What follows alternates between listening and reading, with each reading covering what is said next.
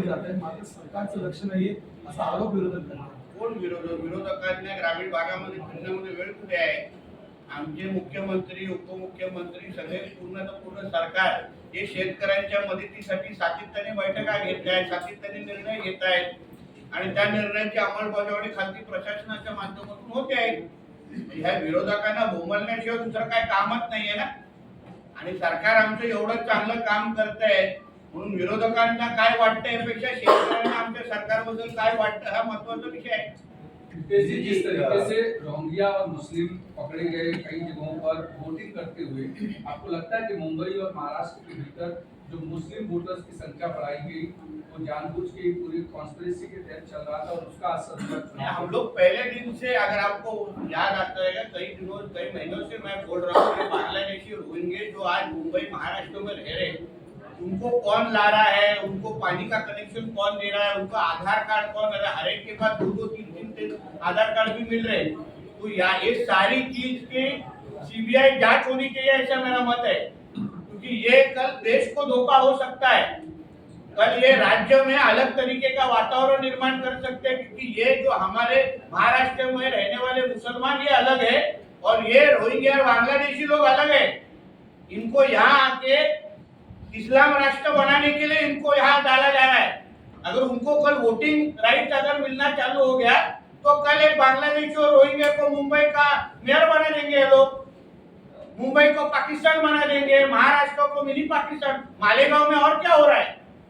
मालेगांव में जो कुछ भी वोटिंग हुआ है वो वोटिंग यादी, वोटर लिस्ट तो जांच होनी चाहिए उसकी कि उसमें लोकल मुसलमान कितने हैं और उसमें बांग्लादेशी और रोहिंग्या कितने हैं। जैसे ओवैसी के कॉन्स्टिट्यूंसी में 2.5-3 लाख बोगस वोटर है, तो मेरा तो आरोप है कि जितने मोहल्लों से मतदान हुआ है उस सब वोटर आईडी को चेक होना चाहिए। वो सच्ची में वो लोग वहाँ रहते हैं कि सारे बोगस वोटर है, सारे रोहिंग्या बांग्लादेशी है, उसकी जांच होनी चाहिए, ऐसी मांग मैं इलेक्शन कमीशन के पास करूंगा। आपको लगता है कि ये पूरे कॉन्स्पिरेसी, क्योंकि ये तुरंत में किया गया है, पिछले 10 साल 5 साल से जो प्लानिंग के तहत इस तरीके की चीजें हो रही है और बीजेपी को पिछले 14 के बाद से इस तरीके से कॉन्स्पिरेसी महाराष्ट्र देखिए पीएफआई और सिमी जैसे ऑर्गेनाइजेशन का ये एजेंडा ही है कि हमारे देश को 2047 को इस्लाम राष्ट्र बनाना, उसके हिसाब से ये सारी कॉन्स्पिरेसी हो रही है। फिर उसमें रोहिंग्या और बांग्लादेशियों को ये ऐसे शहरों में लाना, उनको वोटिंग राइट देना, उनको यहाँ का मतदार बनाना और फिर कल ऐसे चुनाव में इस तरीके का रिजल्ट लाना और फिर जहां जहां इस तरीके उनके उम्मीदवार जीते हैं वहां पाकिस्तान के झंडे लहराए गए हैं, वहां हिरवा गुलाल उधर उड़ाया गया है। तो ये सारा चीज ये पाकिस्तान के एजेंडे के माध्यम से हो रहा है। देश के खिलाफ ये बहुत बड़ा षड्यंत्र है, इसके खिलाफ आवाज उठाना ही चाहिए, क्योंकि कल जो पाकिस्तान में चीजें आज हो रही है वो कल हमारे देश में होना चालू हो जाएंगी, ये रोहिंग्या और बांग्लादेशी के माध्यम से। इसे सही वक्त पे रोकना पड़ेगा।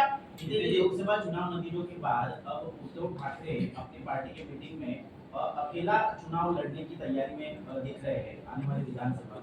बड़ा भाई कौन होगा महाविकास आघाड़ी में, इसमें होड़ लगती दिख रही है। उद्धव ठाकरे ने अकेले चुनाव लड़ने की हिम्मत दिखानी चाहिए। मेरे तो सिर्फ सुखी धमकी नहीं देते रहना चाहिए कि मुझे मेरे मालूमात के हिसाब से कांग्रेस उनको 25 सीट से ज्यादा देने को तैयार नहीं है। तो इसलिए ये सब जो वो बड़ा वो इंफॉर्मेशन बाहर निकाले कि हम स्वतंत्र लड़ाएंगे, उनकी हिम्मत नहीं है। उनकी रीढ़ की हड्डी टूट गई है कि वो खुद का खुद चुनाव लड़ सकते हैं महाराष्ट्र में। इसलिए ये सारी सूखी धमकियां हैं। उद्धव ठाकरे को इतनी हिम्मत की बची नहीं कि उसको मालूम है उनके 9 के 9 सांसद ये उनके वोट बैंक के वजह से नहीं जीते हैं, कांग्रेस के वोट बैंक के वजह से जीते हैं। तो इसलिए वो इतनी हिम्मत कर ही नहीं सकते, इसी सूखी धमकियां हैं। लेकिन रोहित पवार कह रहे कि अगले 15 दिनों में बजट सत्र के बाद महायुति टूट जाएगी। मैं असली पवार को जवाब देता हूँ, बाहर के पवार को जवाब नहीं देता। संजय राउत देवेंद्र फडणवीस को महाराष्ट्र का विलन बता रहे हैं, कैसे आप देखते? संजय राउत ये महाराष्ट्र के राजनीति का खुद जोकर है। अगर आपको अभी हमारे देवेंद्र फडणवीस साहब विलन लगते हैं तो फिर आप करीना के हयात में उनको क्यों मिलने गए थे, कौन से विषय को मिलने गए थे? आपके मालक ने जो दूसरी मातोश्री बनाई है उसके जो परमिशन है तो यही देवेंद्र फडणवीस जी ने आपको दिला के दी थी। तभी आपको देवेंद्र फडणवीस साहब विलन नहीं लगे। तो इसलिए जोकर ने अपने औकात के हिसाब से बात करना चाहिए। वक्फ बोर्ड को जो 10 करोड़ का निधि दिया गया है उस तरह से बवाल मचा हुआ है, क्या कुछ पार्टी की भूमिका है या आप इस पर भी कुछ कह रहे मेरे हैं? पार्टी की भूमिका पार्टी के द्वारा जल्द ही उसको डिक्लेयर किया जाएगा, बोला जाएगा। मेरी वैयक्तिक भूमिका आप कैमरा पे चला नहीं पाएंगे, इसलिए अलग से मुझे भी संजय राउत इतने बार बीप बजाना आपको परेशानी हो जाएगी।